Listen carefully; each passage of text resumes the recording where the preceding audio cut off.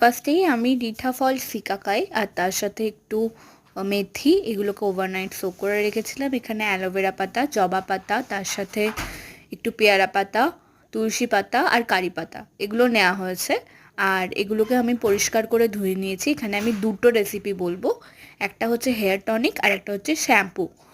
সব কিছু একই রকম রেখেছি। ফার্স্টে টনিকটার জন্য আমরা শিকাকাই, তার মধ্যে কালো জিরে আর মেথিটাকে অ্যাড করে নিয়ে তার মধ্যে অ্যালোভেরা পাতা আর বাকি সমস্ত পাতাগুলো দিয়ে আর একটু আদা দিয়ে তার সাথে ফ্লেক্সিড অ্যাড করেছি। করে আমরা ওটাকে সুন্দর করে ব্লেন্ড করে নেব। আর তারপরে ওটাকে ফার্স্টে টনিকটার জন্য একটুখানি বয়েল করে নেব।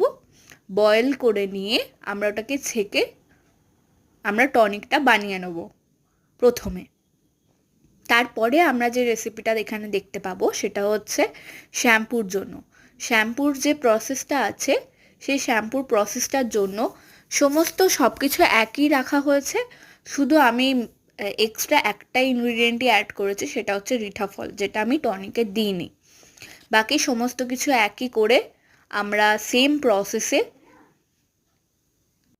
শ্যাম্পুটা প্রিপেয়ার করে নিয়েছি, যেটা আমি আবারও দেখাচ্ছি। রিঠা ফলটা অ্যাড করেছি আর তার মধ্যে একটু বেশি করে জল দিয়েছি দুটোর ক্ষেত্রেই আমরা, আর সেগুলোকে সুন্দর করে বয়েল করে নিয়েছি।